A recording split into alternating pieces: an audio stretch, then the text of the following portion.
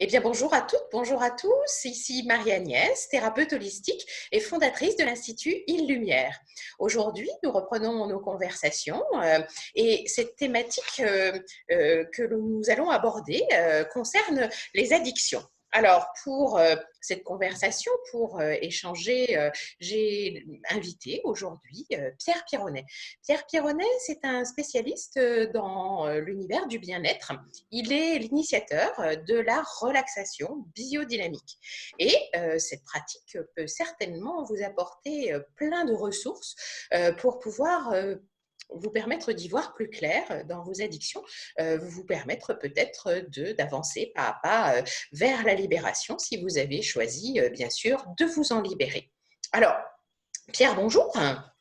Bonsoir et ou bonjour, selon l'heure à laquelle on échange. Merci de m'inviter encore sur ce petit moment en vidéo. Euh, Aujourd'hui, on va parler d'addiction. J'imagine que les personnes ont aussi envie de savoir un petit peu qui je suis, ce que je fais. Je m'appelle Pierre Pironnet, moi je suis plutôt en Rhône-Alpes. J'ai beaucoup évolué dans le domaine des arts martiaux, de la communication, de tout ce qui est gestion du stress, etc. Et j'ai développé dans les années 90, après 35 années de pratique d'arts martiaux, eh bien, une approche qui reprend, je dirais, toutes les modalités que le corps a besoin pour être beaucoup plus en conscience, en perception. Et je me suis rendu compte qu'il existait une sorte d'énéagramme du corps. Alors, je ne sais pas si vous connaissez l'énéagramme. Euh, En tout cas, dans la méthode que je propose, vous avez ici 9 piliers qui représentent un peu tout ce que le corps a ou fait, quel que soit là où vous en êtes. Et ce qui est intéressant, c'est que quand on reprend l'ensemble de ça, on s'aperçoit que, en fait, toutes les pratiques d'arts martiaux sont intéressantes parce qu'elles permettent finalement de mieux gérer nos états internes. Faut-il encore qu'elles soient pratiquées dans cette ouverture du corps. Et ce que je vais vous proposer, qui est peut-être un peu différent de ce qu'on peut connaître à travers le Qigong, le Tai Chi, le yoga, eh bien, c'est une autre façon d'aller dans votre corps, à la fois en passant dans une première partie qui est ici, qui est vraiment d'aller au contact de tout ce que le corps a subi, perçu, ressenti. Ça peut être des tensions, des douleurs, des raideurs, ou tout simplement toutes les zones de résistance ou de protection qu'on a créées. Ensuite, c'est de s'apercevoir que tout ce qui a été véhiculé sur la partie périphérique, on a également la même chose au niveau interne. Donc, ça a des niveaux beaucoup plus profonds. Pour ceux qui ont fait la fasciathérapie, pour ceux qui travaillent un petit peu sur des zones beaucoup plus profondes, eh bien, sachez qu'on peut ouvrir ce champ, ce qui nous amène à travailler également sur la partie émotionnelle.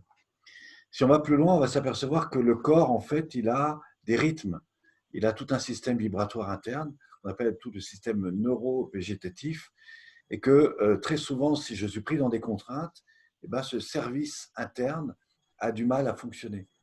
Et c'est justement par des états de sommeil que vous faites toutes les nuits ou par des états de relaxation profonde qu'on peut revenir au contact de ça.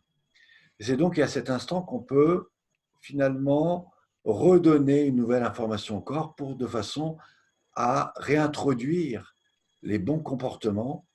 Et c'est ce que nous développons dans la partie après, qui était au fond comment réapprendre au corps à faire ce qu'il fait tous les jours, mais en mieux, c'est-à-dire de manière beaucoup plus synchronisée, beaucoup plus en harmonie avec la respiration, et de façon à ce que à la fois ça stimule votre énergie, mais en même temps, ça vous maintient dans des états un peu de relâchement, de détente.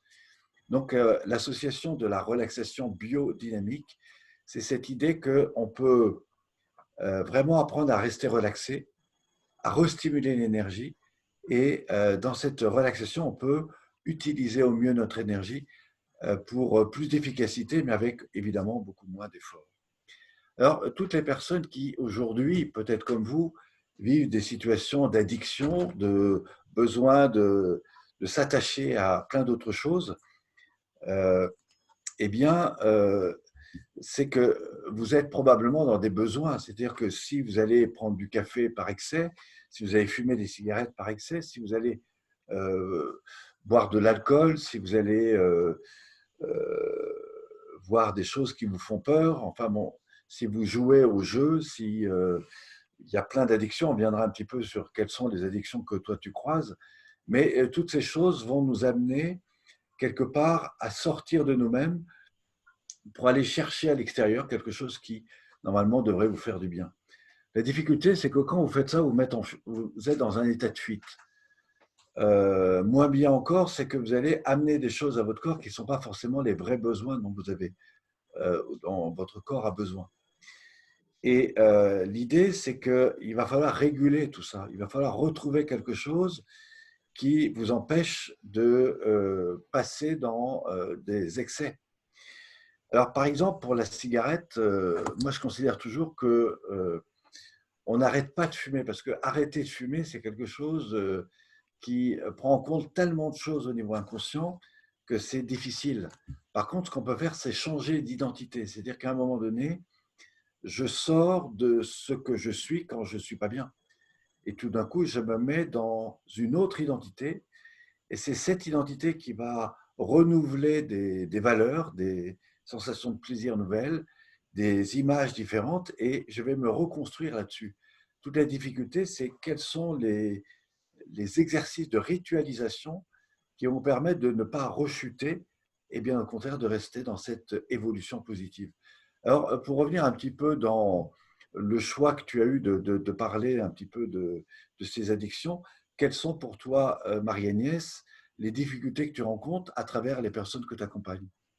Alors, si tu veux, au cabinet, c'est vrai que j'ai beaucoup de personnes, comme je combine l'hypnose et d'autres pratiques au cabinet. Il est vrai que je rencontre, alors tu vois, des petits jeunes, par exemple, qui passent leur nuit sur leur ordinateur, sur Facebook, et qui du coup sont en manque de sommeil et qui du coup échouent à l'école. Enfin bref, comme elles n'ont pas, si tu veux, ce temps de régénération Mmh. pour pouvoir se ressourcer, et bien du coup, ça crée toute une cascade de choses très désagréables dans leur évolution personnelle. Voilà, en ce moment, j'ai vraiment beaucoup de petits jeunes qui viennent pour se libérer justement de l'addiction au portable, aux tablettes, aux ordinateurs et à tous les réseaux sociaux. Il y a bien sûr aussi les personnes qui viennent parce qu'elles fument trop et que à un moment elles se disent waouh, je viens de vivre quelque chose de difficile, je viens d'avoir un pontage ou quelque chose comme ça, ou alors Mmh. je suis enceinte et je voudrais pouvoir me libérer de cette addiction. Euh, donc, si tu veux, c'est vrai qu'en combinant l'hypnose et en leur expliquant des rituels via la relaxation biodynamique, et bien du coup, ce sont deux outils qui se complémentent vraiment à merveille. Et je me demande, toi, par rapport à ton regard, qui est l'initiateur de cette méthode de relaxation biodynamique, si tu devais conseiller un petit rituel aux personnes qui ont différentes formes d'addiction, il y en a tellement, lequel serait-il? Alors, je vais d'abord répondre un petit peu aux deux que tu m'as parlé, parce que tu m'as Oui, parlé des enfants qui oui, sont oui. addicts au jeu, etc. Je voudrais rappeler qu'avant que l'enfant soit addict au jeu, il y a aussi, des fois, il me semble, à, à ne pas oublier que souvent, quand l'enfant est occupé à faire quelque chose, le parent peut faire autre chose. Et du coup, au départ, c'est pas inintéressant. Et ce que je crois, c'est que malheureusement, dans beaucoup de familles, il n'y a plus vraiment de communication. C'est-à-dire que les gens ne communiquent plus. Et des fois, c'est plus facile de laisser l'enfant jouer, etc. Après, on va lui reprocher. Et l'enfant, il fait ce qu'on lui a donné de faire. Alors, moi, ce que je crois, c'est que pour les jeunes, la meilleure chose à faire, c'est d'abord de parler. Ça, c'est très important, c'est de parler avec eux et surtout de les écouter. Parce que très souvent, on leur dit ce qu'ils doivent faire avant même de les écouter. La deuxième chose, c'est dire à l'enfant, qu'est-ce qui pour toi, qu'est-ce que tu pourrais faire dans la journée qui euh, fasse que tu ne sois pas là-dedans. Ça pourrait être une activité sportive, ça pourrait être, etc. Donc, c'est d'avoir des ritualisations de pratiques qui, à un moment donné, va nourrir l'enfant de façon à ce qu'il retrouve le même plaisir ailleurs. Parce que s'il est dans les jeux, c'est où il est dans la fuite, où il est dans une recherche de plaisir, où il est dans un évitement de souffrance. Donc tout ça, il faut le prendre en compte. Et après, c'est peut-être lui dire, bah, tiens, y a-t-il des jeux intelligents de réflexion, en tout cas, qui peuvent t'amener plus loin? et comment toi, tu peux retrouver ça autrement ailleurs. Voilà, et très souvent, quand les paroles se délient, quand les émotions sont exprimées, des fois, il se passe beaucoup de choses. Maintenant, au niveau de la cigarette, pour les femmes enceintes, c'est important, hein, mais la femme enceinte, elle a intérêt à se dire, tiens, c'est quoi l'image que je veux me donner? C'est quoi l'image que je veux donner à mon enfant? Et surtout, qu'est-ce que je veux changer comme image en moi? Et le mieux, c'est de pas fumer, oui, parce que c'est pas bon. Enfin bon, on va pas tout répéter, mais je dirais qu'il faut changer. Alors, arrêter de fumer, ça ne veut pas dire arrêter définitivement. C'est simplement dire, ben voilà, pendant un temps, je décide de ne pas fumer, je décide de changer cette image et je change donc d'identité. Maintenant, sur les pratiques corporelles, moi je sais que je fais partie des gens qui ont fumé, hein, je ne le cache pas, j'ai même beaucoup fumé, mais j'ai arrêté du jour au lendemain parce que justement, à un moment donné, ça ne correspondait plus, je dirais, à l'image de ce que je faisais, des arts martiaux, ma pratique tournée vers le bien-être. Et donc, j'ai décidé de changer cette identité, puis au contraire, d'en construire une qui était plus adaptée à ce que je proposais. Et étonnamment, ça s'est très bien fait. Mais ça s'est très bien fait parce que j'étais en perception du bien-être que ça faisait. C'est-à-dire qu'au départ, la cigarette acidifie le corps, bloque les choses, enfin, ça pollue. Et dès que vous commencez à sentir l'oxygénation qui passe dans vos membres, qui passe au niveau de vos muscles, vous commencez à retrouver du goût au niveau alimentaire. Si vous êtes dans cette perception fine des choses, eh bien, naturellement, le corps vous invite à ressentir que, franchement, ce n'était pas aussi intéressant que ça, même si ça fait du bien de fumer, etc. Bon. Mais à un moment donné, vous allez trouver d'autres choses. Et ça, c'est grandir. C'est grandir dans son corps, c'est grandir dans son esprit. Et la question, c'est qu'est-ce qu'on veut. Mais à partir du moment où vous ouvrez cette relation à votre corps, eh bien, naturellement, le corps vous emmènera à mieux vous ressentir. Voilà. Alors, quels sont les exercices les plus simples à faire? La première, c'est de respirer.